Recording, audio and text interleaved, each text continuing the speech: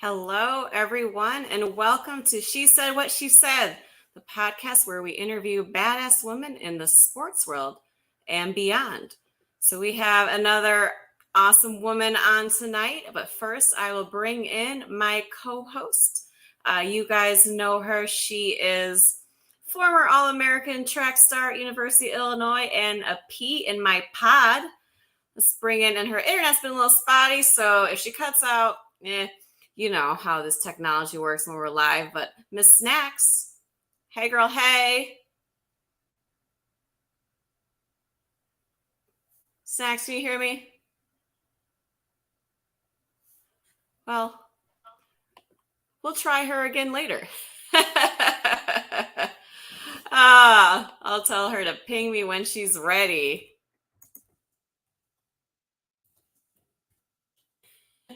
Well, I was going to talk to her about this in the intro, but you did get a little sneak peek of her actual face, so she's here somewhere. Tonight is my 21st episode, which I had spoken about this in a couple of prior episodes. A buddy of mine sent me this message when I very first started my podcast, and it's from one of the podcasts that he listens to. I'm going to say my buddy Dre. However, Moses, if you're watching this, I know that's your friend first, but it could be my friend too. And so it is 90% of podcasts don't get past episode 3. And of those, those that are left, 90% will quit before 20 episodes. So it's pretty much 1% of podcasts make it to episode number 21. So here we are. I have hit that magical 1%. I'm still going. And Snacks, are you with me now? Yes. Hey, and you look so crystal clear. Yeah, I had to switch over some stuff. Perfect. Yeah, you look great. You sound great, and we're here. Yeah. But yeah, so I had to throw it in though. You know, Moses would be like, "That's my friend first." Like, First, this is my you friend. better.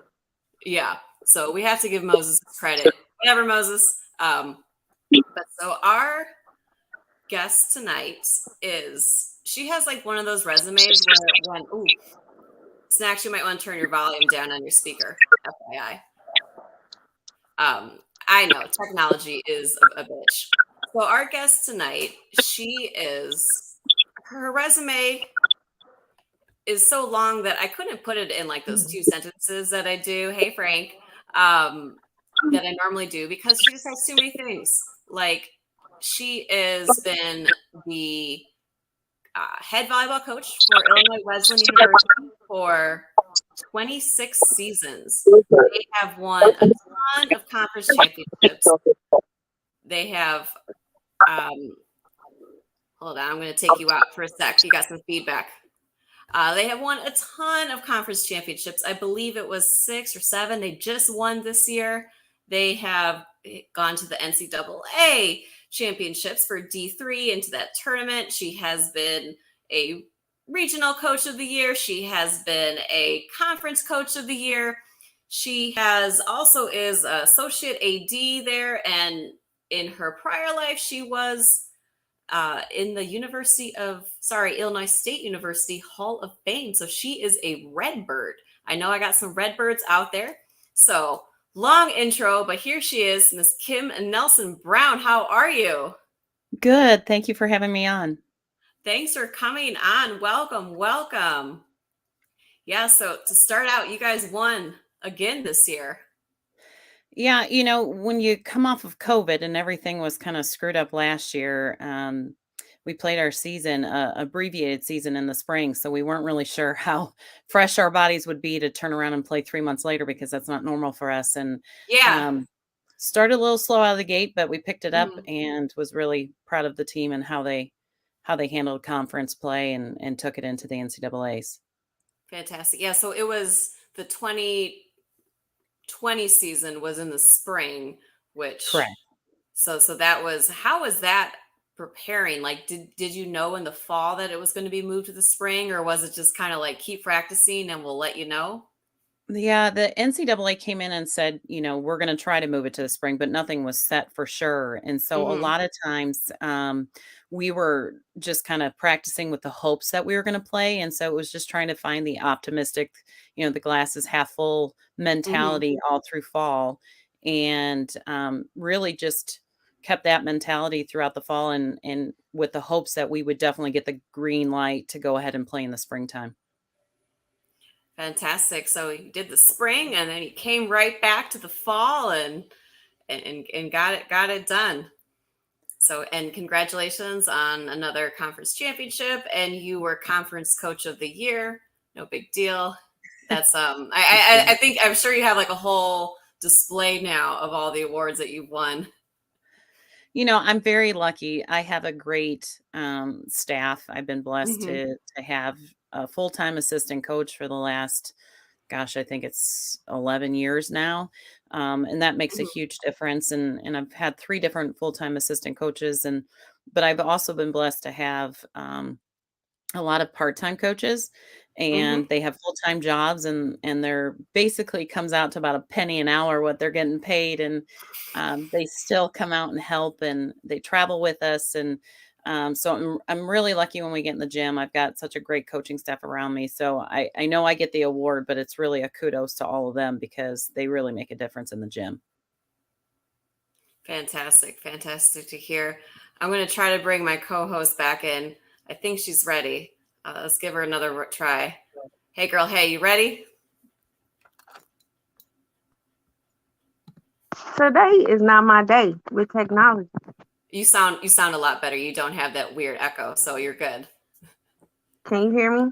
Yes, we can hear you. Okay. Oh man.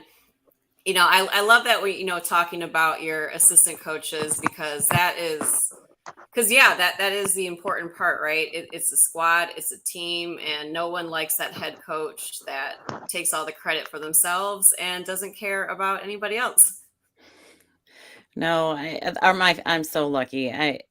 I know it makes a difference when I go to see other coaches and they only have one assistant, and sometimes they're just a graduate assistant, or Hmm. they're part-time and that's it. And so I am very lucky that some of them have been with me as long as they have. Fantastic. So I want to start though from the very beginning. When did you first start playing volleyball, and how did you fall in love with the sport? I started playing in 3rd grade. My Oh. parents played in a church league, and so Hmm. I would go to the gym and just pass the volleyball around wherever I could. But my first official team was in junior high, in 7th grade, and I enjoyed it, but I wasn't very good. I mean, my mom has pictures of me playing, and my form is awful. Um, I'm So lucky I you were made like the hitting team. it with your fingers, like when I was. Yeah, I was, like, down in a lunge position passing. It's a total nightmare. Um, and so I played 7th and 8th grade, and then high school, I went out for the team, was fortunate enough to make that.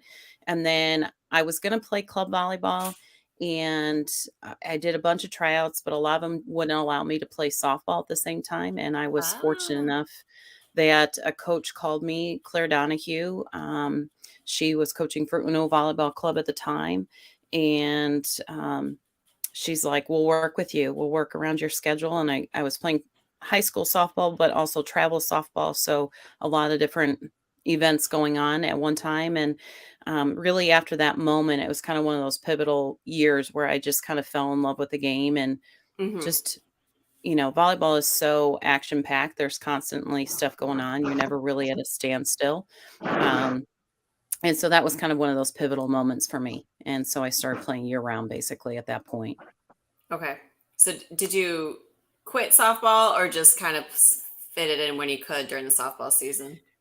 I played softball. I My last year of travel was my freshman year in high school, and then sophomore Okay. year I played in high school. And then it was really at that point that I was kind of given an ultimatum in the sense that I couldn't miss volleyball for softball, and I really was trying my best to do both. And so the varsity softball coach really wasn't a fan of club volleyball, and so my sophomore softball coach said I could play for them, and he would work around my schedule. And so I stayed with it one more year, but knowing pretty much what the outcome was gonna be, My junior and senior year, I stopped at that point.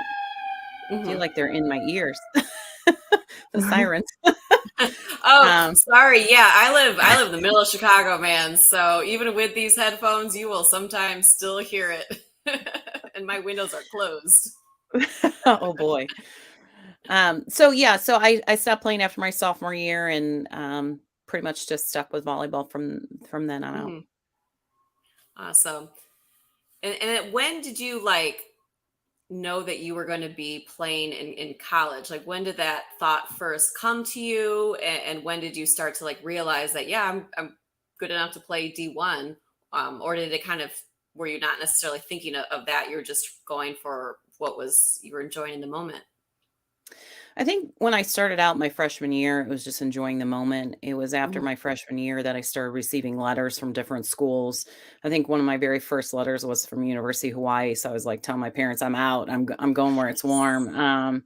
But at that point, I think every kid at that point thinks I'm going to go as far away from home as possible and not stay close. And so it was really going into my sophomore year, I started receiving more letters. Um, and recruiting has changed so much over the time frame since I went through the recruiting process Hmm. to now. And so it was at that point I started thinking, well, maybe I could play in college. Hmm. And I had a brother who was just 14 months older. And so he was kind of starting to go through the recruiting process for football. Ah, So anytime he took a college visit, I tried to go along as much as I could. And it really helped my parents out because we were able to kinda do both at the same time, and so mhm.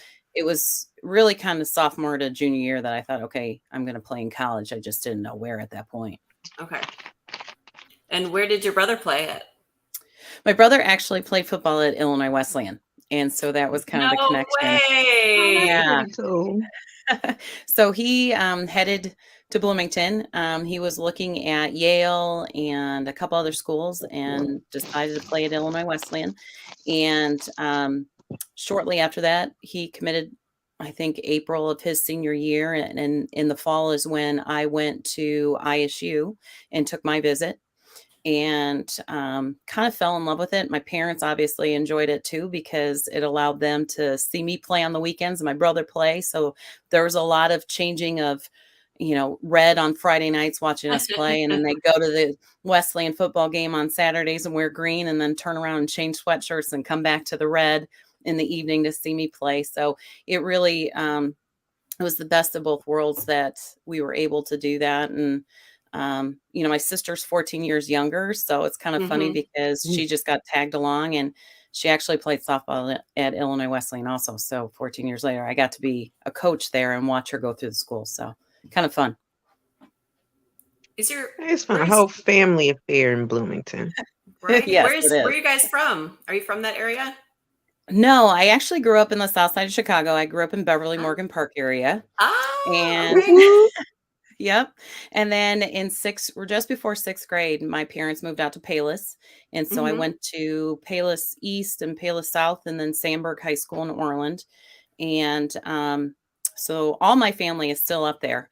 I'm the lone wolf down here in Bloomington. And yeah, so I pretty much came down here and really never left. You did not. So we have a question from the peanut gallery here, our buddy Frank. So tell us about your experience at Illinois State and how it felt to be elected into the ISU Hall of Fame. I think just like any college freshman, you kind of go into a program and you are the big fish, on your high school campus and going through that and you come to college and all of a sudden you're like this small little fish in the pond. And so I think I had a lot of growing up to do. I had to learn how to play with a bigger block and a faster paced game. And so those first couple years were really a learning curve for me.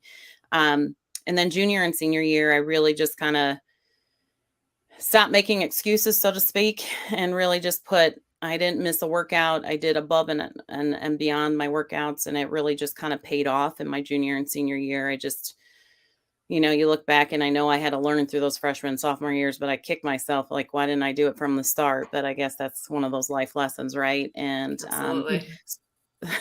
so through that experience, I just was fortunate enough to have a great ending to my career. I was surrounded by great teammates that pushed you to be better and work harder. And then obviously, I think it was 2008, I was inducted into the Hall of Fame, and completely shocked and honored to be included in such elite athletes that came through ISU, and to be considered for that. So I was surprised and very grateful to be given that honor.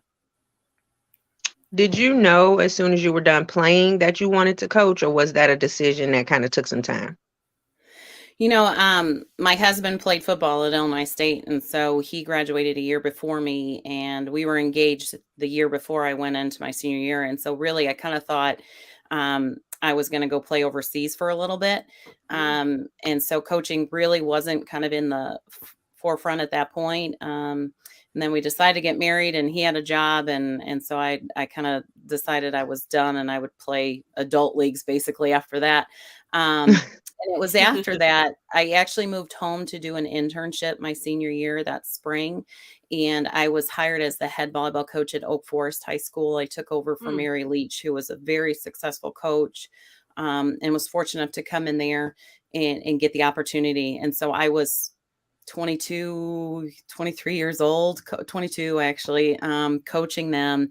And I had actually, Oak Forest High School had sent their varsity team to Illinois State for team camp. So I actually got to coach those girls the 2 years before that. Oh, that's at pretty summer nice. camp. And so I took that job thinking, okay, this is great. And then my husband was hired. He was a police officer down in Decatur, Illinois. And so he moved south. And so I moved south to follow him. And I took a job at Marola Forsyth High School, which is a small town between Decatur and Bloomington, and coach there. So again, like never really thinking that I was going to like make a career out of it. I just thought I would coach high school or coach club. And I was doing a camp at Notre Dame, actually a summer camp at Notre Dame. And I got the call that Illinois Wesleyan was looking for a coach. Would I be interested in applying? And so I did. And the rest is history. Nice. It's fantastic. I mean, how was it that first time coaching those girls that they had been at your summer camp? Because you were a 2-time conference MVP. That's why you're in the Hall of Fame. And so you must have been kind of their hero. And then you're coaching them. How was that kind of first experience?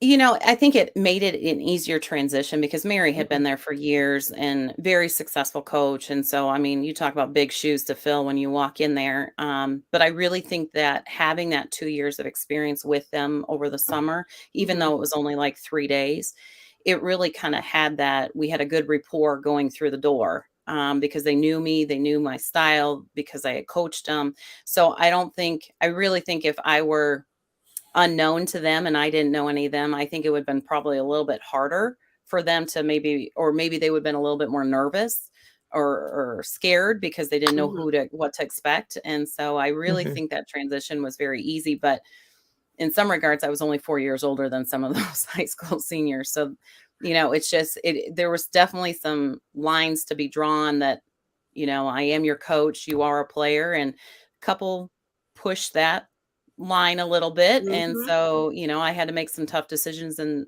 just that short time. And, but it went well. I think we won conference that year. So it was kind of fun, and we had some success. So it was good.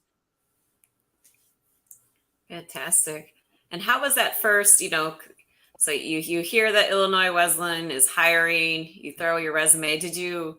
Was it again, just, I'll just give it a try, or how was kind of your attitude going into that initial hiring for that one? Yeah, I think I was excited. I mean, I know I was excited. I was very nervous because it was the end of July. And I think it was like the first week of August that I got hired, in 2 weeks. Yeah. 2 weeks later, I'm in the gym. And so it was a very quick turnaround. And, I was a year and a half older than some of the seniors. And so the very first weekend, they were going to New York, and both my assistants had to come with me. I wasn't old enough to drive the rental vans. And so it it was a little weird being, the head coach, but I had to be chauffeured around because I wasn't old enough to drive the bus or the vans. And so, again, like I couldn't have asked for a better group. I talked to almost every senior that was in that class. And I just was texting with one of them today. And so it was a good rapport. And I think I was fortunate too, in the sense that the coach that was there previously at Illinois Wesleyan was also an ISU volleyball grad. So I knew her. Okay. And so I Okay. think she had some of the similar style coaching and experience that it really made that transition a little bit easier because they knew what to expect. They knew kind of the style. And so again, it wasn't as rough of a transition as I think if I came in and again, brand new and nobody knew me, or it was a completely different style of coaching altogether. Having been in the game for a while, what are some of the changes you're seeing between athletes when you first started coaching and athletes today? Oh boy. There's a lot, where do I start? There's a lot of different arms here. We got time. Let's talk about the recruiting process. The recruiting process is so different. I just got a letter the other day from an 8th grader. And in all fairness, I barely knew what I wanted to do in high school as far as taking electives, let alone where I was going to go to college. And so much can change in that short amount of time. And, part of me is like, good for you that you're already pursuing this, but so much can change in the matter of 4 years from a coaching perspective. And so it's like, thank you. I'll keep an eye on it. You're on my list for that year and you move on. But, I think social media plays a role into a lot of this too. So good and bad, because, gosh, I laugh because I was cleaning out something the other day and I had a big bin and I was like, oh my gosh, there's VHS tapes, like I got really get onto something else. Like they're taking up all this storage space. But that's how kids would send stuff, was VHS tapes. Like, this is how you got scouted. And then it was DVDs, and now it's YouTube links. And now, players will send me their own websites. And so things have changed. It's easier for us to recruit and see some kids. But at the same time, when I played, there was only a select full teams that you could try out for. Now you've got programs who have 6, 7 teams per club. And so you might have 5 18s teams, where back in the day we had 1. And so it's, I'm pretty much the same staff. There's 2 of us. So trying to recruit at tournaments, and there's 160 courts of 4 teams on each court. You know what I mean? So the recruiting can't be everywhere. Yeah. Yes, overwhelming. Sounds like. Yeah. But as far as the personality, I think kids, because of what they see on social media and see Twitter and kids posting and I got an offer from here, I think you're kind of trying to compete against all of that sometimes. And I think social media is a blessing and a curse, in the sense that it's a blessing because it's a great way to share a lot of stuff. I mean, like what we're doing right now, it's a live presentation. People can watch it.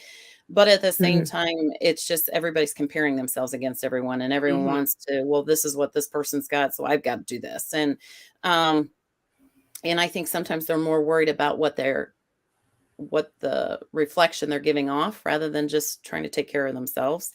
I think parents have changed a little bit too. That's what I was going to ask. Is there more pressure coming from the parents to the kids, or, how is that going? Yeah, I think there's that pressure because everybody wants to keep up with the Joneses, so to speak. And so you have the pressure coming from parents, but I also think parents want their kids to be the one that stands out, and they want their kid to have that success because they're competing against everyone and they were sharing that. And so sometimes we have created this environment. It went from, helicopter parents to lawnmower parents, but now we're at bulldozing parents, where they're trying to pave the way instead of allowing these kids to learn how to fail a little bit now when they're in junior high and they're in high school. So when they get to college, they know how to handle a little bit better because mom and dad aren't there. And so some of the things that we're seeing maybe that were dealing with and how to overcome some things. Maybe some of these kids knew how to deal with it before they got to college. And so we're having some conversations in regards to how do we handle adversity? How do we handle those obstacles? This really isn't as big of obstacle as you're making it, like downsizing a little bit. But I think Mhm. in their mind, they're seeing this as this is a huge obstacle. And in reality, it's not, but they haven't been faced with some of those things before. Mhm. So do you think that college staff should start to include maybe a sports psychologist to help the coaches tackle some of these issues? Yeah, we were fortunate at Illinois State my senior year. We did have a sports psychologist come in and work with our program, and I think that was kind of like ahead of what you were seeing. Mhm. More and more programs have one on staff, or at least the university has one on staff, so someone can go see that. We are very open within our program to go see a counselor. If you're Mhm. Mm, stressed, you don't know how to handle this, I think it's good for them to hear from a neutral party, not mhm, always hearing from a coach, because they hear our voices enough that I think it's really good for them to go and speak to someone who has a different perspective or can at least listen and give them some different ideas on how to handle some of the situations. Um, but we talk about that all the time. And I do believe sports psychologists can play a huge role. I think you now look at the other side of it as financially how many schools can actually handle that. I think mhm. Right. your big programs, your Power Fives probably can afford that a little bit easier than some of your mid majors and especially your Division threes and your Division 2 schools. Yeah, we had one at Penn State when I was there, Dr. Uke, and he was incredible. But he was over the whole sports program. So I'm not sure if they have more there now, because that's one person for a major school. There's Right. only See, so much. we Oh, didn't have one in Illinois, but they if we needed to find one, like we knew we could go to the trainers and they would, okay. give us resources and things like that. So Illinois State having one when you were there is definitely way ahead of the curve, because if Illinois didn't even have one when I was having one, interesting. I Right. guess And I I just think thought that was a thing everyone had. right. And You it's, know? it is you became natural to you because you knew that that resource was there. But a lot of times, you know, the sports psychologist that we had, she was friends with our head coach. So I think she pretty much just kind of came along with volleyball. I don't know if she Mm. was working with any of the other teams.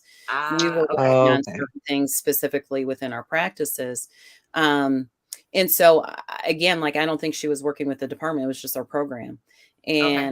But I do know we had other resources through our athletic training staff that we could go and talk to someone. But I think, there's such a big push on mental health right now, and I'm a firm believer in mental health, and that's where I say go and talk to someone. And so Mhm. we have a couple counselors on our campus that are fantastic, and it's almost to the point where we're like, I think my whole team sees this one gentleman, and we love it. And it's kind of a very open conversation within our program because I do think there's some benefit to that. And I think for some of them, they came in during season and they kind of hit that point. I think you guys are both former athletes, you hit that wall sometimes and Mhm. it's all of a Mhm. sudden you're just like everything just seems to pile on top of you.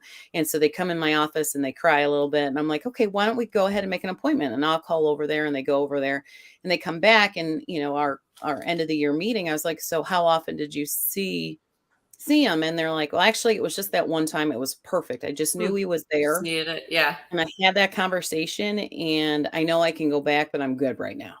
And so it was just having just another person there to lean on. That's great. We actually had a class for athletes only at Penn State. It was a one credit, but it was with our sports psychologist. And again, it's one of those things where you're like, yeah, those athletes have that easy course, but like going through the visualization, Mhm. the kind of the meditation, all these things that we went, like those are some of the skills that I still use now. It was like people are laughing that we have a class like this, but it is so important to be able Yeah, to we go had through a those things. life skills course. Yeah. Yeah, we had a So few not athletic necessarily coaches. one Yeah. with a sports psychologist, but it was this is how you're going to have to budget your money. This is how often you're going to, if you don't stay in the dorms, this is what's going to happen if you're in an apartment, and, sexual health and things like that. But like, there really wasn't much said about if you're struggling mentally. Like, it was out there were, if you're having financial issues or if you're having family issues, something like that, things like that. But like I said, not much mental health focus Yeah, at ours all. was sports performance. But like they just wanted to make sure that you were mentally good enough to perform on the track, on the field, on the court. After that, you were But kind of that would on have your been a own. cool course to have. It was great. We had neuromuscular relaxation. So basically the same thing. We Ooh. learned how to do mental Oh, okay. imagery, and we knew how to relax. And honestly, I use some of those same techniques with my team today. And I have my entire career, because I think it's really important how to learn how to relax your body, how to high anxiety situations, high tense situations, how do I relax my body? And so we talk about that pregame, we talk about that in preseason and how to do that. And so yeah, that course helped me as an athlete, and I'm still trying to use it today. Mm-hmm. Man.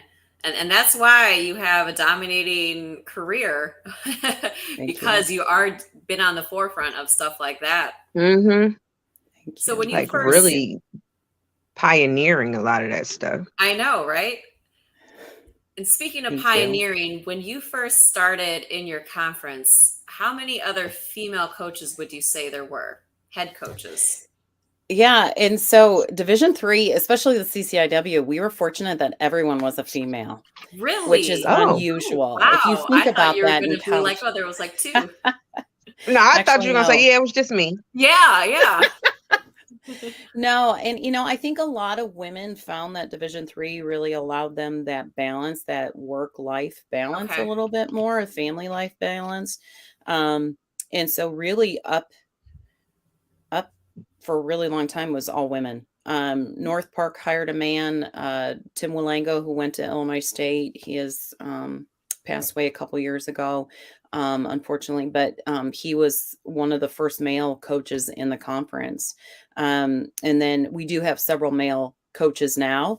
There's 3 of them, but predominantly we've been female coaching staff in the CCIW the whole time that I've been at Illinois Wesleyan.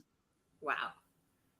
And when you started coaching, in D3, would you say the landscape looked a lot different in D2 and especially D1?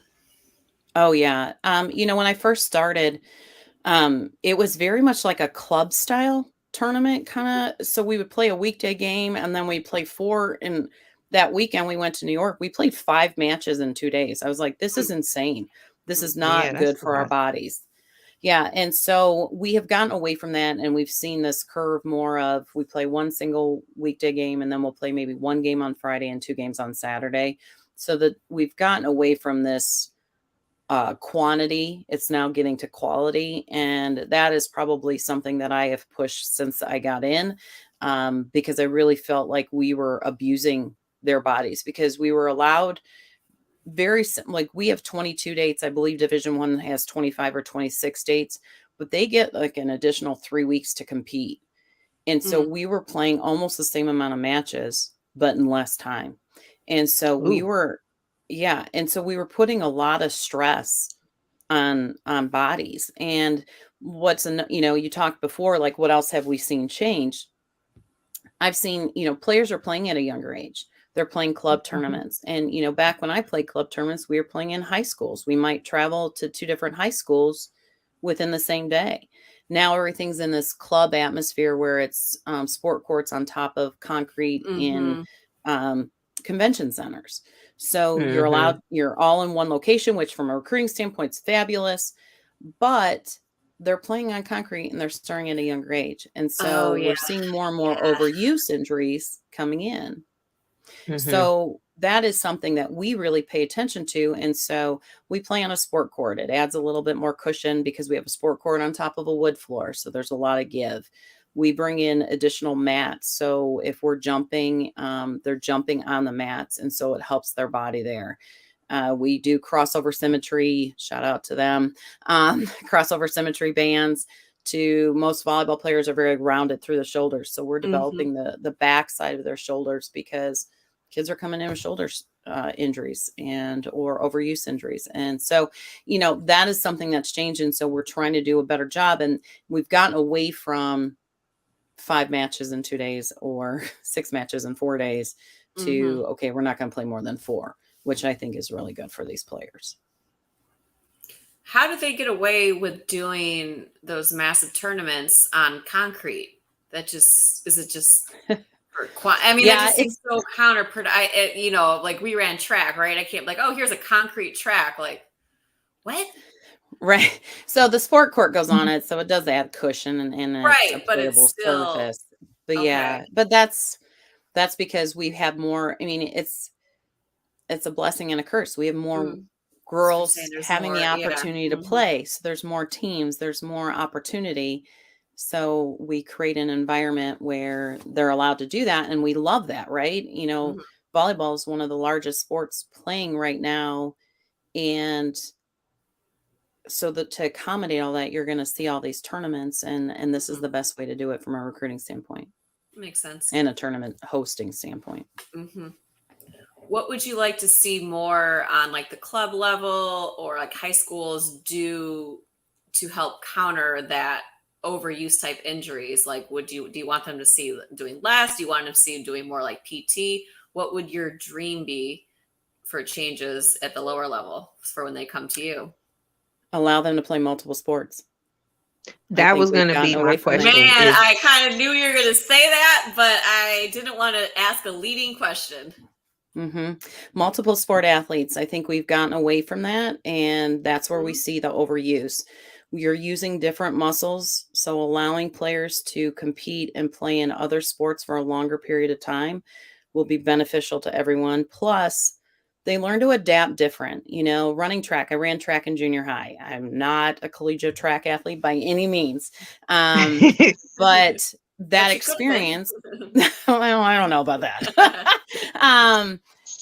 I think we all learn through that, right? I played basketball for 1 year. I was awful at basketball, but I learned some experience through that. There's different hand-eye coordination in everything we do. And if we can get away from this overhead muscle all the time, that will be beneficial for everybody.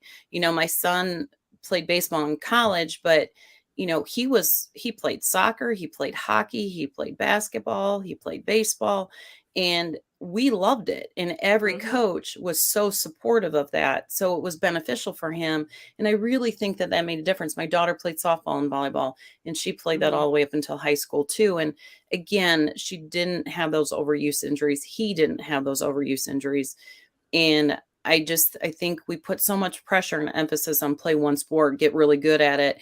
But actually those other sports, I see hockey, all those other sports, are really beneficial. And I think help these players and help eliminate some of those overuse things that we're seeing. Are those conversations that are being had currently with high school coaches? Because I've seen some high school coaches actively encourage their girls to play club volleyball rather than say, in my personal experience, come to the track team. I think you're seeing more and more of that, but I still think you've got some old school mentality that we've got to get past. I think you've got some coaches who are so blinders and it's my sport only. I've had several players, that have done track at Illinois Wesleyan too, or played softball. And I love it. Even though I lose time with them in the springtime, I know that they're not getting that overuse injury and they're working different muscles. And I know they're going to be in great shape because they're running track. I think there's a lot of benefit to it. It also goes back to what you were saying as far as trying to keep up with the Joneses, with everyone posting where they're going to college, and that not just the coaches, but the athlete themselves, their fear of like, all right, I want to play volleyball in college. I enjoy playing basketball, but I'm not very good. Or I enjoy playing softball, but I'm okay. So it's kind of that, well, what if I just do volleyball year round and I'll get better and better? Then I can you'll be recruited at better schools. And so I think it is also the athletes probably putting that pressure on themselves as well. I think you've got a portion or a percentage that fall into that category. I think there's a percentage of kids that don't want to have that hard conversation with that coach saying, "Hey, I would really love to play basketball, but volleyball is my priority. Is there a role for me on this team that I can continue to play that and still do this?" I think there's also that pressure that's coming way too young. So those kids in 6th, 7th, and 8th grade should not be making those decisions, but sometimes they're being forced or they feel forced. I think when you start to get into high school, if you start to see that maybe this is the direction I want to go, that's okay at that point. It's the ones that are making those decisions when they're 12, 13, 14 years old that I really struggle with. Yeah, that makes, I definitely, I know in middle school, I tried volleyball. Spoiler, I wasn't good. I tried basketball. I was okay. I played soccer for like my whole life. I played travel soccer, but in the state of Michigan, track and soccer are both in the spring for women's high school. So it was like, I know I'll be a D1 athlete in one of these sports. I have to pick. So, but that was more of it was a hard choice, but I didn't want to deal with the logistics of them being in the same season. But if they were indifferent, if soccer had been in the spring, I probably would have dropped club and just played high school. Right. I had one of those high school coaches that said, "No, you run track and you run track. And what else do you do after that? You run track." Yeah. Our track coach, you understand basketball. Yeah, our track coach daughter was the basketball coach, so you were definitely allowed to play basketball. they would do both. I wasn't. No, we had a sprint. We had a conditioning and like sprint mechanics type stuff in the fall to prevent you from playing a fall sport. Yeah, that'd be tough. Yeah. And it's, unfortunately, that's what there's just such a big difference, right? There's no universal standards of how to be a high school coach, just like you have. And I think like, I really wish that there was a way to implement some kind of universal standard where it's like, as a high school athlete, you have to play 2 sports. Like, it doesn't matter which 2 sports they are. One, you can, play football and bowl, or, play basketball and play badminton, whatever. But you have to play 2 sports, just because it's in addition to being a physical exercise, you are exercising your brain in a different way because it's a whole nother game to learn, a whole nother strategy, a whole nother, style and technique and things like that. Unfortunately, I can't see something like that happening, but it would be really nice. We can wish. But I think you bring up a good point. Every sport allows you, there's always going to be a difference in how adversity is faced. Like basketball, like for me, that close contact, I couldn't handle that. But you had to learn that, right? And I think with volleyball, I love the whole smaller area, constantly moving. The net was my divider, but it was intense and it was fun. But how I had to adapt in that was so different than in softball. And so I think learning to play those other sports, it helps you think more dimensionally and not just narrow-minded. And you just learn how to, it's just like playing in the backyard, right? Go out and play outside. My kids grew up in an awesome neighborhood. I grew up the same way. And we played kick the can in the middle of the street in Chicago and Beverly till the street lights came on, right? Or we played ghosts in the graveyard, or we were outside playing. And some of my best life lessons was fighting with the boys in the neighborhood in the backyard over a wiffle ball game, right? And I think we've gotten away from that. I told my kids too, like, you're growing up outside, and because I do think that gives you a life lesson, and I think we've lost some of that too. And so again, I could get on a soapbox here, and I won't do that. But Fine, you're preaching to the choir on that one, because I also grew up outside in the backyard with mostly boys, and it was. I still send my nephews and my little sister. Y'all are going outside. Give me the iPad. Get off the computer. Give me a cell phone, and just go get some fresh air. Yeah, and you like get creative, making up your own games, and you learn social skills, because you got to figure out your own shit. Like, our parents they did not in negotiation, unless there was blood, a bone showing, or my dad did intervene when Adam Pabears was going to go try to hit a hornet's nest with a wiffle ball. That's when we had parental intervention. But besides that, there was no parental intervention unless there was blood or bones, or everything else was like. And then you kind of learn how to patch your own self up, because if you go in the house too many times, your mama gonna make you stay in. So like, no, I gotta figure this out, because I cannot go back in the house. It's like, oh, you're bored. Or if you went back in the house. Yeah, or you go back in the house and you're, the people you're playing with are like, you're such a baby. You're going in, you're quitting. You're like, well, I'm not gonna fold to that. I'm right, like I'm just gonna bleed. Looks like I'll just be bleeding. Yeah. Throw some dirt on it. Exactly. Yeah, throw a little tussin on its next. Yeah, slap it on there and go back outside, man. You didn't die. You're fine. Yeah. Right. Yeah, no, we grew up the same way. So, but the whole thing of like, so I'm 37 and I still love learning like new skills. Like I just got into bouldering, like the rock climbing thing. It's so fun to like try something different that you kind of might suck at when you first start, but like you start to get a little bit better and you're like, this is completely new.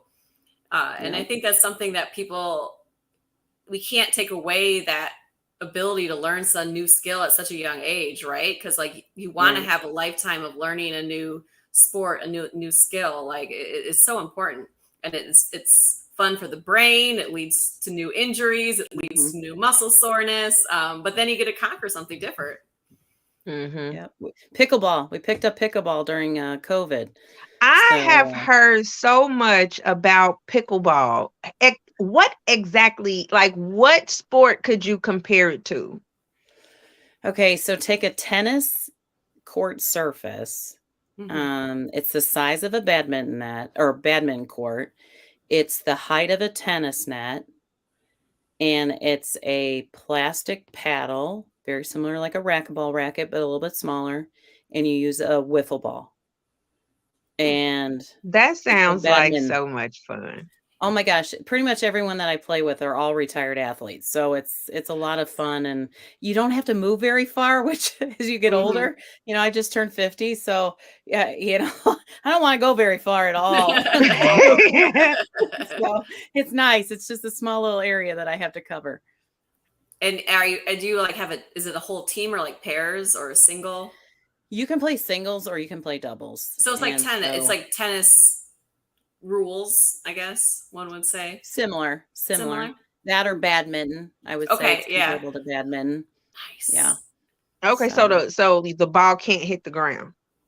It can hit the ground. It can bounce once, just like in tennis. Okay. But after the first two, apparently you can take it right to the eye too. Yeah. I was gonna say I've had my share at my face. I've also hit my share at someone's face. So nice. But after it's bounced once on each side, then you can hit it in the air. You don't have to let it bounce. Okay, Sherry, when it gets warm, we're in it. We have to go klutz on klutz, because I don't want to play against. She's super close. Yeah, there's some really good people. You can watch some YouTube videos that'll teach you a little bit on how to play, but it is a lot of fun. Man. Okay, yes, Snacks. When it gets a little warmer, I'm in. Let's get this going. So, Kim, in addition to coaching, you have also picked up a few other roles at Illinois Wesleyan. You do some admin stuff, some associate athletic director. What was what inspired you to get more involved in the school? Was it just wanting to be more involved, or kind of what made that move? Yeah, in 96 is when I was hired. In 97, my daughter was born.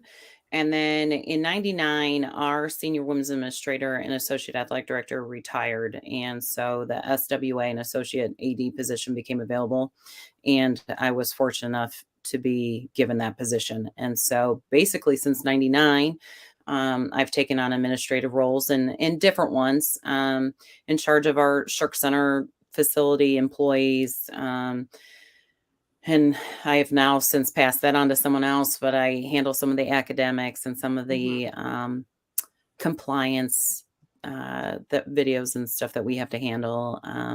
Senior women's administrator stuff. I oversee all of our women's sports and assist my athletic director in different capacities with that. Our SAC, Student Athlete Advisory Council, I'm kind of the oversee them. I have 2 assistant coaches. One is my volleyball assistant, which is also my daughter, Tyler, and Tommy Gilbert, who's your daughter is your assistant? Yes. That's Oh my so God, cool. that's so fun. Yes, we haven't killed each other yet, so we're doing good.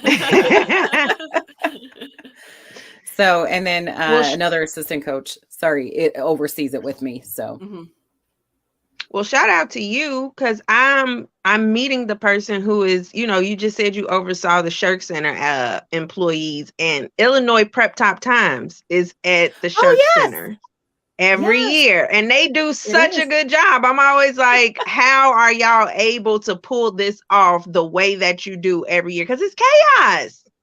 It is. But they obviously have a really good boss. So yay. Yes, we thank you. Chris Schumacher, our director of track and field, and Greg Hoffaker, our cross country coach, and Todd Lauder, our men's Coach Shu is our women's coach, and Coach Lauder is our men's coach. They do a fantastic job, and they've worked with Atkins Timing for years. And so they have it down pat. Like, they're really, really good at what they do. And they've learned how to be efficient. And it's amazing. And it is complete chaos in the facility when that is going on. It's one of those things, if you don't really need to be there that day, don't go in, because it's hard to get down the hallways and stuff. I was just about to say, do y'all put a sign up like it's Prep Top Times weekend, stay far, far away? We know when it is, and so we kind of keep our distance if we can, or we stay in our office. So, do you come down for it every year? Not every year, but most year, if I have kids that qualify, most of the time I do bring them. Well, you're gonna have to let me know if you're coming so we can meet face to face. Absolutely, I love that. Well, I want to come too. That'll be next indoor season. Road trip. Let's do it. Yes. Then we'll just have a little pickleball on here. Oh, amazing. Yes. That would be good. We can plan that. Yeah. I love it. I was looking, I was like, you have teams that play in this area. So I was like, next fall, I'm going to have to come to. I was about to say, like, Sherry, they definitely have, there has to be pickleball up there by you. Well, no, I meant her school, Illinois Wesleyan, playing around here. Yeah. Volleyball. Yep. We'll play North Park next year. So that's like right around. That's literally right around the corner for me. So we'll be at that game. But yeah, pickleball. More importantly, let's go look into that. Holler. Yeah, we have a buddy of ours played football at Illinois Wesleyan, and when I posted the promo, he was like, "Oh, I know Kim. I used to talk to her." I was like, "Ah." So all the alumni they all know you. So it seems I've been there a long time. That's why. Spread some cheer. Well, both of you guys ran track. So I first was hired. A lot of Division III schools have you do multiple positions, which obviously I still continue to do, but I was assistant track coach when I was hired. And now remember back up a little bit. And I said, I ran track in junior high, but I was the assistant track coach. So I was like, run fast. Let's go. Here we go. That was my coaching. So they didn't have you like doing the pole vault work or something? I volunteered to enter all the numbers into the computer and all that stuff back in the day. That was how I did it. That was my contribution. Well, you are a saint, because that is the worst part. I know. It's come a long way to enter that. I look at it and I was like, do you know how many nights I stayed up till 2 or 3 in the morning entering numbers? Yes. Just entering data. It wasn't fun. That's terrible. I'd rather just yell at people. So what is the future for holding for you? Is it just continuing to dominate? What are some goals that you have personally, professionally? Obviously, I'm kind of in the back half of my career right now, so obviously being there for 26 years, I don't see any time. My husband's retiring in June 1st this year, so he's fortunate enough to do that, but I'm not close to retiring. and I love what I do. And so it's just continuing to try to keep our culture in a really good spot. Our culture is just awesome. Hmm. Our players hold each other accountable, and it really takes the coaching out of that aspect. And I can just focus on being on the court and the X's and O's aspect of the game. Um, but also, our long-term goal is to hang a banner and become a national champion. And I think every coach should have that end goal. And obviously I would love to achieve that sometime before I retire. So How is the recruiting class looking for next year? good.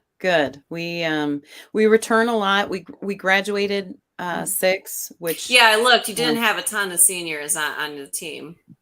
yeah, so we graduated several seniors that contributed, but we also returned several players who contributed, and then we had a couple transfers come in January, and then we have 4 true freshmen coming in this fall, and potentially 1 or 2 more transfers. So, if you've talked to anyone in NCAA, the NCAA portal is a hot mess, and so there's a Little lot of mayhem. transferring going on. Yeah, Mhm. and so that's constantly in conversations right now. Mhm.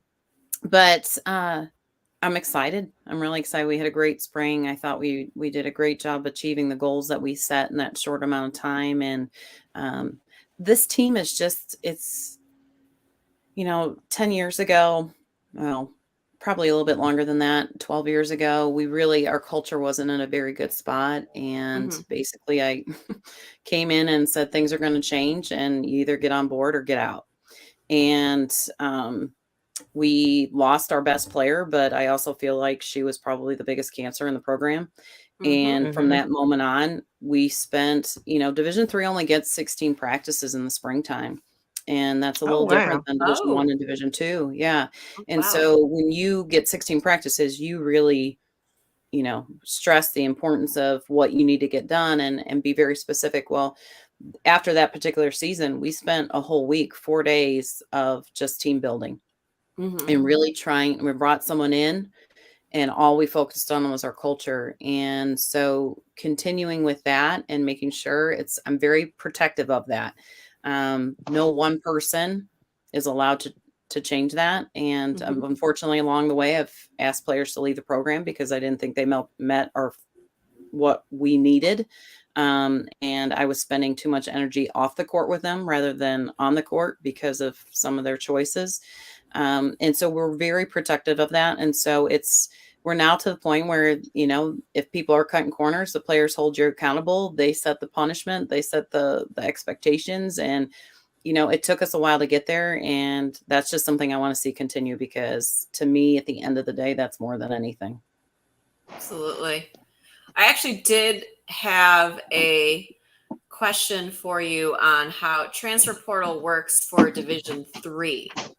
So, Division I and II, you have like a letter of intent. Coaches have to release you. How does that work for D3? Because there's no actual scholarship money. So, do they still have to get released from you to enter the portal, or how does that work? Yes, if anyone plays a collegiate season, they have to, or part of a collegiate program, they have to be released. And so Okay. they will have to, Division III does have a self-release, so they can Mhm. self-release for 30 days without their coach being aware of that.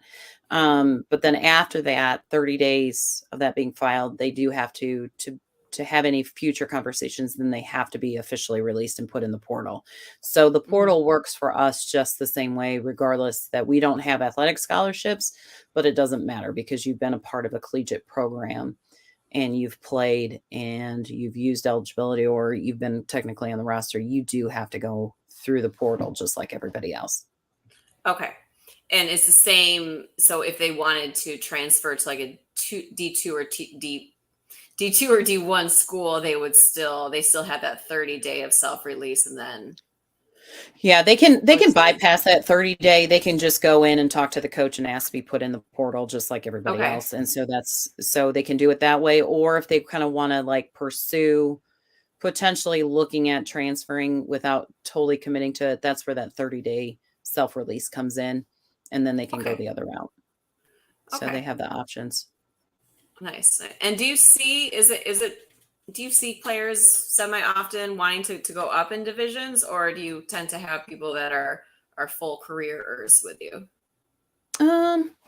I think I've been fortunate enough that a lot of them have stayed. Hmm. Typically, we'll see kids go from Division I, Division II to Division III. Right. Hmm. Very rarely do you see Division III to Division II, Division I. Now, with COVID, I have two of my seniors this year. One of them has 1 year of eligibility left, and we don't have a master's program. So Mm. she's going to get her master's at Loyola, and she's going to finish out her 5th year of eligibility at Loyola. So she's going to Division I. We Okay. also Oh, have another nice. player who's going to Purdue Northwest. She has 2 Hmm. years of eligibility left, and so she'll use both of those there. Okay. Just some logistical questions for me, because I was thinking about that earlier. I was like, how does that work? Okay, but that makes sense, because yeah, it would be the same if someone was like a walk-on at a D1 school, they're still part of it, and so they would still need to get their release. Correct. There we go. Thank you. Correct. Yep. So what I always like to end with asking people for advice, right? Because you have so much wisdom. And so I'm going to go the route of, for young coaches in the world of volleyball or any other sport, what advice would you give to those coaches coming out who want to have a storied career like yours? I think be open. Be open to listen to experience. I think sometimes we let our egos get in the way. And I think sometimes, we're pretty headstrong, and I think there's a lot to be learned from other coaches. I still feel like I'm learning. Mm-hmm. Leah Johnson, who's now at Michigan State, was at Illinois State up until this last year, and I would go to Leah's practices and I would Mm-hmm. watch them and I would take notes. And I think sometimes we can learn from each other, and sometimes it's the way we deliver the same message. And just being able to go out and observe other coaches and see how they handle things. And sometimes we want the same message being delivered, but we have different ways to do it. And we all know that everybody accepts feedback differently. And so you might learn a new technique. But I think go out there and learn from as many people as you can. And don't be afraid to ask for help. I think so many times we feel like, oh, we're going to do it ourselves. And just like I'm telling my players, go seek someone, talk to someone about your mental health. It's the same thing as a coach. Don't feel like you're in it alone. There's so many people who have been there. This last summer, we had I think I can try to remember what my husband called it. He laughed. It was I invited all the local high school and club and college coaches to my house, and we just kind of had like a sit down and we just talked about all these different things. And I think it's a great way to learn, but also to hear that you're not alone. Like they're Mm-hmm. experiencing the same things. And we've got Division I, and we've got community college, and we've got high school coaches and club coaches, and we're all experiencing the same thing, and we can help each other on how to handle that. And so I think just be willing to ask for help and go out and learn from everybody. Awesome. Well, thank you so much, Kim, for joining us. We will definitely be in touch, because we're going to have to do a pickleball tournament down in Bloomington. And when you guys are up playing in Chicago, we'll have to come and cheer you guys on. That'd be great. So, thanks for having me on. I appreciate it. Of course. You have a great night. Thanks. You guys too. Bye. Thank you. Bye. Woo. Well, hello. So Hi. that was hi. I love technological adventures. I know. I love hearing from coaches. It's just like growing up as an athlete, you always you're not on that side, right? So when you have coaches that have been in something for so long, it's just great to hear how they got there, how many coaches like set out to be a coach, and how many just kind of ended up in it and were like, and then before they know it, they have a right. I like to hear about how many people did the exact opposite of what I did. I was 22, and like I knew I was going to coach eventually. But I was like, yeah, I'm not ready. I'm too young. I look too young. I am not ready to you don't learn how to be assertive until you kind of grown. You kind of pushy. Right. Mm-hmm. And so it's like, I'm not like, if I'm not automatically the boss, and I'm not going to do it. Fair. Plus, apparently, you wouldn't have been old enough to have a rental car to drive your Right. athletes. Well, I mean, I definitely wouldn't have been anybody's head coach because. Oh, love it, love it, love it. So we are actually going to start a new segment this week. Are you ready? I was, and then it's like, because my whole goal is to not have like prepared notes and be reading off of a list and just kind of talk off the dome and from the heart. Man, I've been so frustrated with this internet and then the tablet and then the phone and just a whole bunch of other stuff. Well, that's okay because I can start to steer you on. Don't worry. Okay. So Terrence was supposed to make an intro and promo for this. I'm going to yell at him. Terrence, he didn't do it because we are doing a new segment. It is called a snack break. Yay! And it is for Snacks Takes on, hello, Zorro, the world of sports. Because as you guys know, look, I'm an athlete. I love sports. But when I am not necessarily being on this podcast, I was catching up on 90 Day Fiancé, where I'm pretty sure Snacks was probably watching the Bulls game. Not live because I am, a one Chicago. I watch TV. Don't get me wrong, but I read a lot. So Fair. I'm kind of like, even when I'm watching TV, I'm looking at, Bleacher Report notifications or athletic notifications or on somebody's blog, reading something, just, because I be bored. I hear you. But in the same sense, you do pay more attention to professional sports than I do. And that's okay. I accept that. So this is what our thing is the woman, because look, we are women. We said what we said. We can talk about women's sports, but we still watch men's sports. Absolutely. Let's talk first about the NBA and your Chicago Bulls. Or do you want to skip that one? If you know me, I'm not the biggest basketball person. So I don't really have very many opinions on what's going on currently. It was fun to be optimistic when they won that one game, but I was expecting them to get swept. I was expecting them to get swept from the beginning anyway. So it's just like, foregone conclusion at this point. Now I'm more intrigued by what's going on with what are those teams? What's going on in the West, period. Memphis. Definitely Memphis, but like Phoenix. This is just a really interesting year in terms of like people have their favorites and who they think, but it's really anybody's game, anybody's championship at this point, in my limited opinion. Admittedly limited. I agree. It does seem, I mean, these, besides obviously the series that were sweeps right now, well, the Boston, that was kind of a surprise, but like, I mean, you knew that Atlanta just wasn't good enough to keep, they had one game, same with the Bulls. Right. Like but yeah, no, it does seem like a lot of these are going into that 6 and 7. Again, I haven't been watching a ton during the regular season, but I do like to start watching the games that are close. Look, I'm not watching the Bulls when they're losing by 30. I'm not doing it. I'm not interested. I'm not either, and I'm a Bulls fan. So, but that Memphis game yesterday, I looked at the score. I was like, oh. I actually watched that game, and I was surprised because it was like, I can't believe I'm watching this on my own. But I did, and it was good. I was rewarded.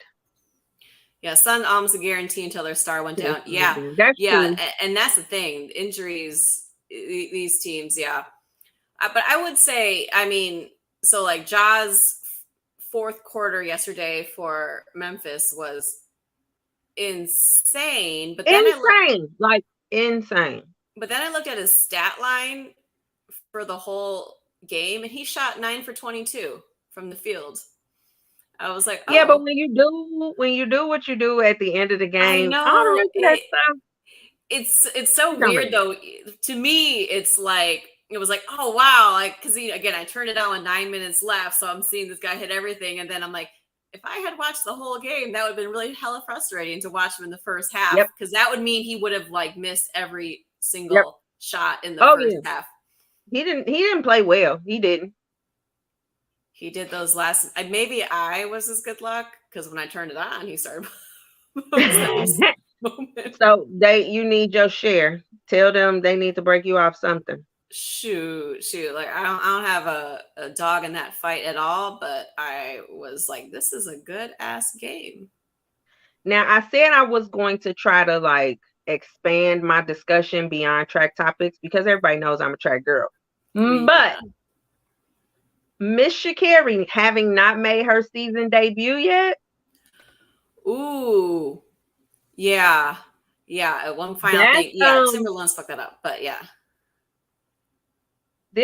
I'm wondering what's going on with that, because the other people in her training group have all opened already.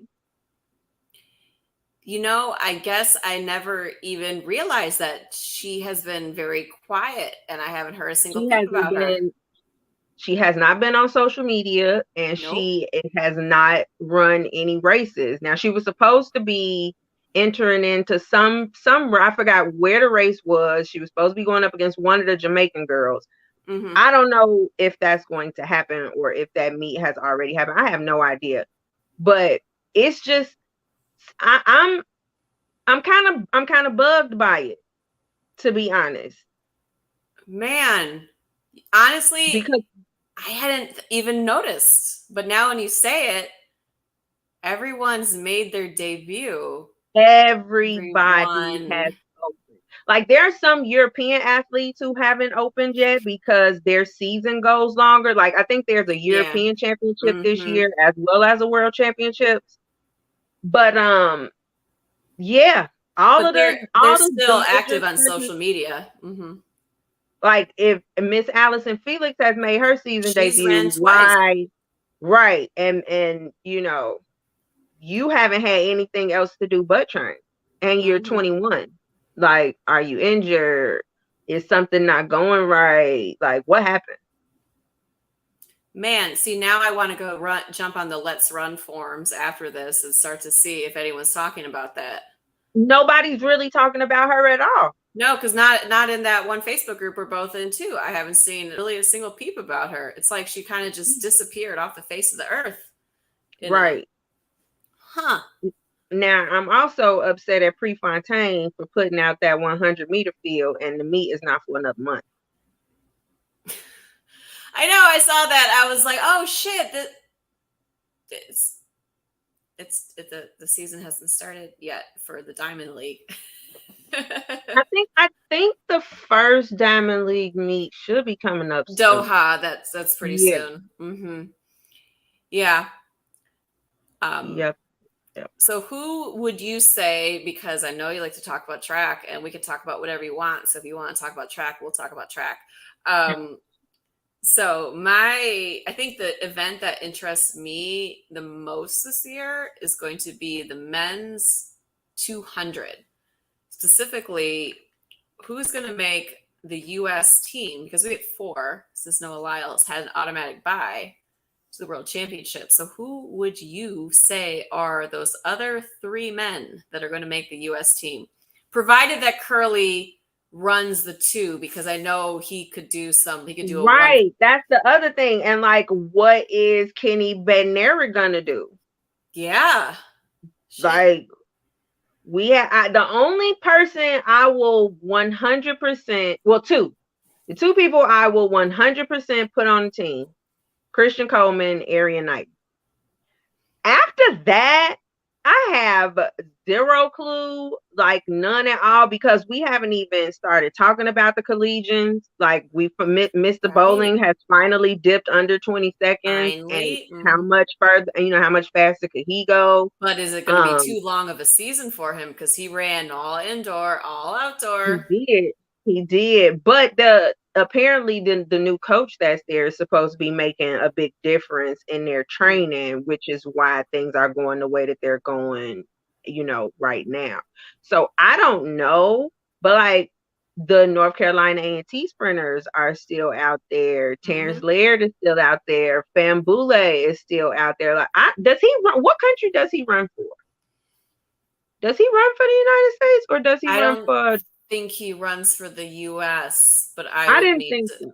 Yeah, I don't think he does. He trains in the U.S., but I don't think. Yeah. I think he represents somebody else.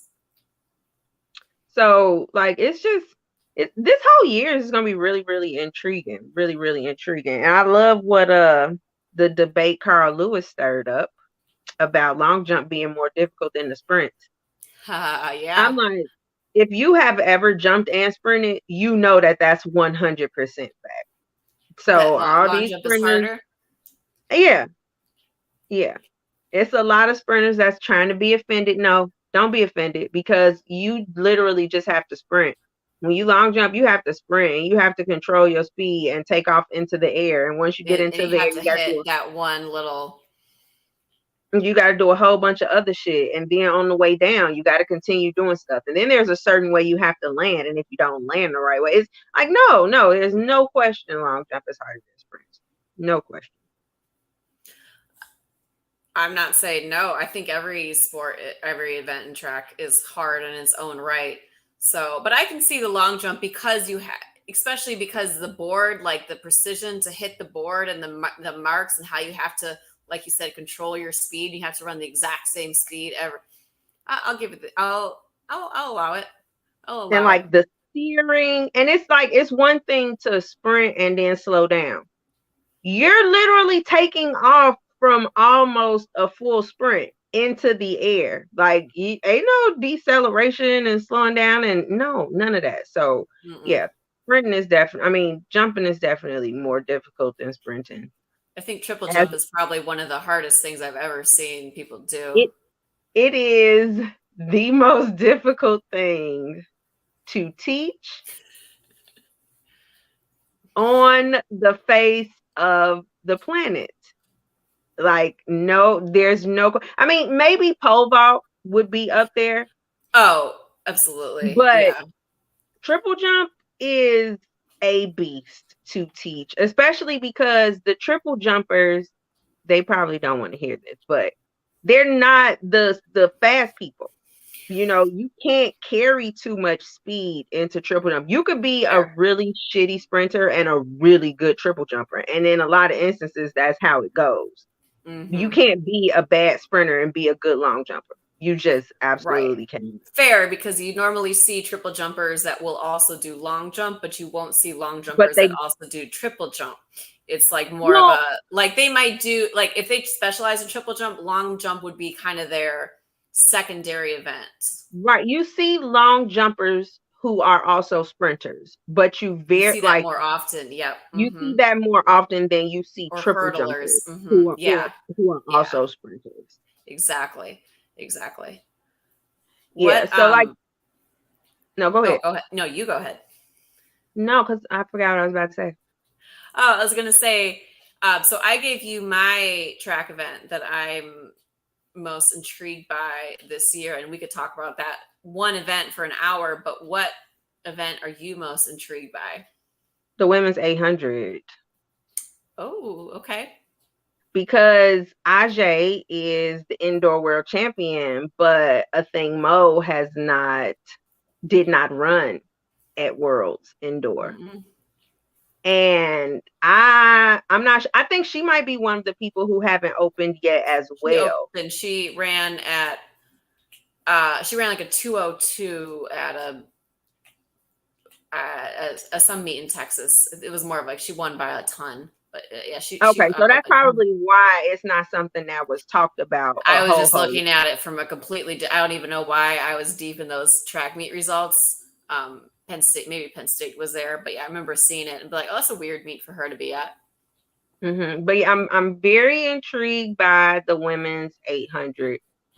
Just because it's like, I just like, now, as soon as I done got the chance to get on top, because I'm not dealing with Caster Semenya, now I'm dealing with, my own countrywoman who, everybody's saying she's going to redefine the sport and, she's already this transcendent talent. And it's just like, can't win for losing at this point. So that's something that I'm intrigued. And then I'm always intrigued by the women's 100 hurdles, just because that is the hardest team in the country to make, period.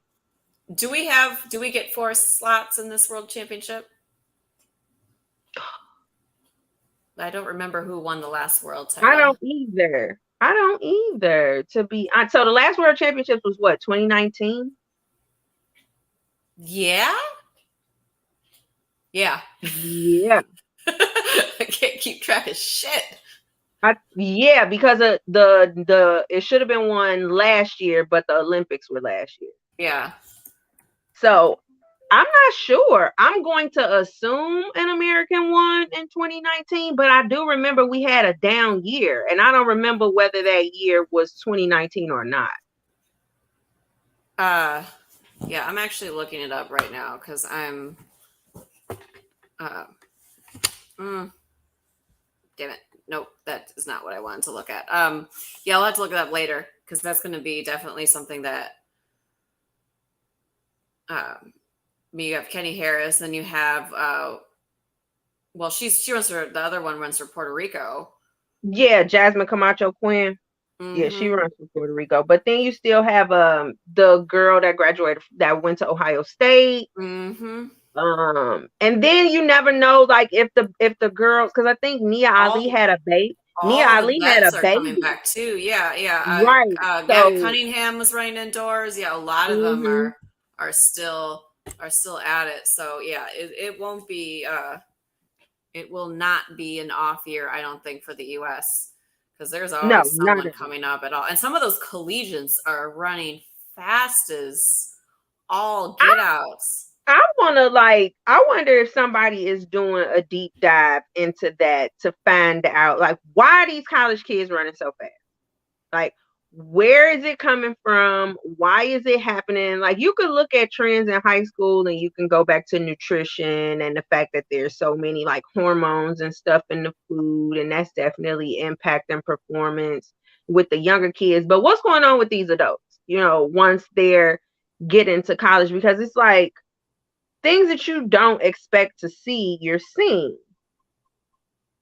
Yeah, the amount of women that have already ran sub 13 second in the 100 hurdles in college, it's a whole handful of them. Because I think Penn State's best girls ran like 13:03, and I don't even think she's top 5 in the nation.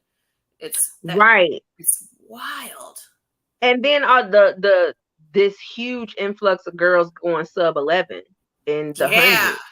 Yeah. Now, don't get me wrong. A lot of them are wind aided, because there were definitely some super windy meet this season. But it's still just like, so we are going to get 4 in the 100 hurdles. Nia Ali won in 2019, and then she had a baby. Yep. So I think she's coming back. Why not? She has the spot. And then Kenny Harrison was the silver medalist. Okay, that's how it was. Yeah. It was but even with the win, like that last weekend, that's 10.66, even with the win, the girl that Gabby Thomas was talking about. Yeah, even the conversion of that is still sub 11, even when you take the win factor out of it. I mean, that women's 100 is going to be fire, and I don't know if Sha'Carri can even enter the conversation at this point. I mean, no, she can't. She really, really can't. She really until we see something like you didn't run indoor. Okay, I personally, if I were her coach, you're running indoor. Like, you've been off. She needs to work on her start. That 60 will humble you. And you've been off for months now. Some got to shake. So that's I really want to know what's going on with her. Like, I really wish I had some inroads or some type of connection where I could just call somebody to be like, yo, you got the inside scoop on Miss Richardson, because I need to know. Right. Mm-hmm. So, moving forward, I'm going to have stuff prepared, topics that I want to discuss. Fantastic. Because, it might be a rant. It might just be waxing philosophical. Who knows? It might be commenting on players pitch shenanigans, because that group is full of shenanigans. I don't comment a lot, but I be in there, I be reading and lurking and You judging lurker. people. You lurker. I know. All the times I text you like, "Go look at." And I'm just like, oh, really? That's what we're doing today? So yeah, it might be, might be something like that. It's not just gonna be, this discombobulated. Today was just a rough day. It's fine. It happens. And I will, before we go to shout outs, I'm going to ask you one final question. In the men's 200, do you think Bromell will enter the race and try to do a double? I hope not. I hope not. I sincerely hope not, because you almost died. You almost had an asthma attack. They had to bring you your puffer. They were offering you a wheelchair. Like, no, just don't. Like, please. In fairness, he did run it last weekend, and he ran like 20.0 or 20.1. I feel like, hardest, but he's not going to enter that conversation. No, not at all. And I understand the necessity of running it as a 100-meter runner. Absolutely. You need to run that 200. But you should be ashamed of yourself to be as fast as you are in the 100 and you can't break 20 in the 200. And the fact that so people know what we're talking about, in indoors, he ran it, he won, and it looked like he was going to die. They actually had to bring the stretcher out for him for running 200 meters. Dude, the end of his 200 looked like the end of anybody else's 400. I was like, how the monkey jump on you? How the gorilla jump on your back in the 200? I have never seen anything like that before. Well, I take that back. Like, the people who go out way too hard indoor because they can't, they forget you have to run 2 curves. You see them kind of die after they run that second curve. But I'm like, sir, you look like you just ran a 4 and then you went in the infield and fell all the way out. And was still like, the part that was so bad is that he was still laid out when they came back from commercial.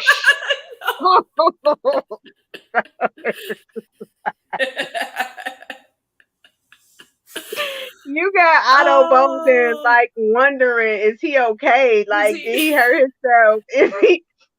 Is he having an asthma attack? And it was just a 200. Like, it was just a 200. But I'm waiting. You know what?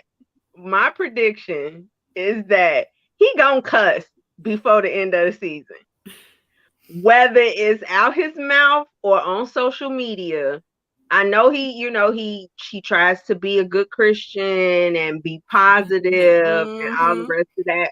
But, I forgot who got a little spicy with him after indoor. It was probably one of the 60-meter guys or something like that had got a little spicy with him on social media during indoor. And I was like, if he don't lose your cool right there,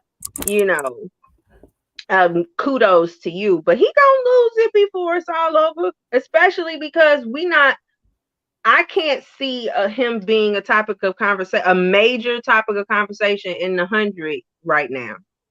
Not with Coleman back. No, first of all, not with Coleman back. And then, did you see Arian Knighton's last leg on that Team Adidas 4x1? Yo, I didn't even know he was going to do the 1-2, but all of a sudden he's looking like he could do the 1-2. He could do. I mean, even Noah Lyles is getting his start together in that 60. He didn't look bad at all. Not at all. Not at all. So he might be one of those people who gets lost in the shuffle because Mike Rogers has the angle that he's old as shit. Yeah. And then you have Fred Curly. Like Curly, who is just, we don't know what that man can do because he's entered another realm. And now he's talking about now that Matthew Bowling has also jumped over 8 meters, he's like, let me try long jump, bro. No, like, slow down. Have you ever done it? Yeah, maybe not the year to try. Right, don't pop your Achilles in a world year. Right, like, but the logic could be, well, I got 4 more years of major championships after this. Well, 3, because the real world, the regularly scheduled world championships is next year. Then you got the Olympics in 2024, and then another world championship in 2025. It's not going on, So man. if That you're guy could pick between the 1, 2, and 4. But fair if you are gonna. But it's on U.S. soil this year, so right. you So can't this would fuck kind of yourself up. be. I kind of have this would kind of be the year to try something crazy Yeah, because I you would got be the home different crowd behind because you. you have the home crowd, so you want to make sure you're on. You don't want to like hurt yourself the year that you're going to be running at Worlds. So That's true. That's true. man, I'll tell you what, that men's 4x1, if they don't win,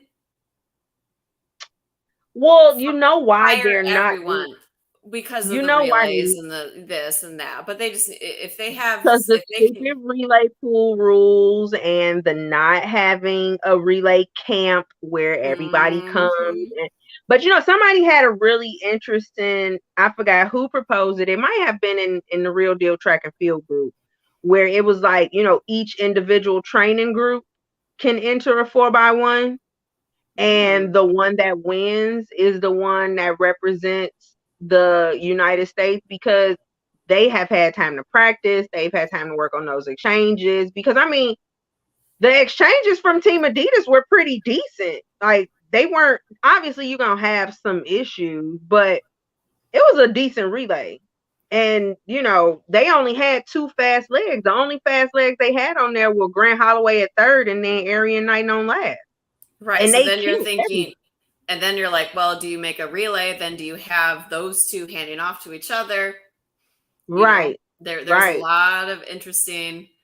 Yeah, but like they need to get that shit together. Do you put Grant Holloway on the 4x1? Like, I mean, he can do it. Don't get me wrong. He should be in contention. I mean, he's fast as fuck. He just doesn't run the open Yeah, 100, but I with don't the depth know. this year, I don't know. I don't know if I would put a 100 hurdler in the pool over the number 6 100-meter runner. Depends on who it is, what year. Well, yeah. I think this year is going to be a really fast year, so maybe not this year, but there certainly could be years where that would be. I mean, we've had some down years. I think this year though, that shit gonna be hot. Yeah. And I'm interested in, you know what race we have just like completely looked over? The women's 400 hurdles. Oh, Delilah and Sydney. Damn. Yeah, and Delilah's been running some open 4s, so she started her season. Has Sydney opened? I don't know. The only thing I've seen from her is engagement photos. Yeah, I've only seen engagement photos. I know Delilah has I don't think she's opened in the hurdles, but she's opened in the open 4s. And she's ran some decent times. That's gonna be a really good event too. Right. And then you have that young Dutch chick as well. Femtable with her. And then you got Little, Shamir Little. Don't count her out. She trains with my coach's camp. So that's gonna be hot. Yeah. That's gonna be I'm interested to see if she can get it together in the big race. Product of CPS. She broke my hurdle record in, Chicago Public School. So I want to see her do well. But she just, seems to not get it together when it's time to get it together. She clipping that hurdle. Almost made it, and she still clipped a hurdle. So we'll see. But yeah, we're a lot of track to talk about. Yeah. But yeah, we'll to end the night, what shout outs would you like to give this evening? Shout out to everybody that is dealing with it being 30-some degrees and it's about to be May. If you're able to deal with it and not be angry, I admire you. Sorry, I don't have that ability. I am just irritated. And shout out to everybody that is watching, listening. Thanks. We love the support. And my shout outs are usually pretty generic. So that's it for me. Love it. Well, I'll go shout out to you. Shout out to our phenomenal guest, Kim. I always love to have a badass woman bringing some wonderful years of experience to us. And and fun to see some Illinois, Chicago products doing big things. So South Side, and she's from the South Side. Like that was the best part. Yeah. Look at her.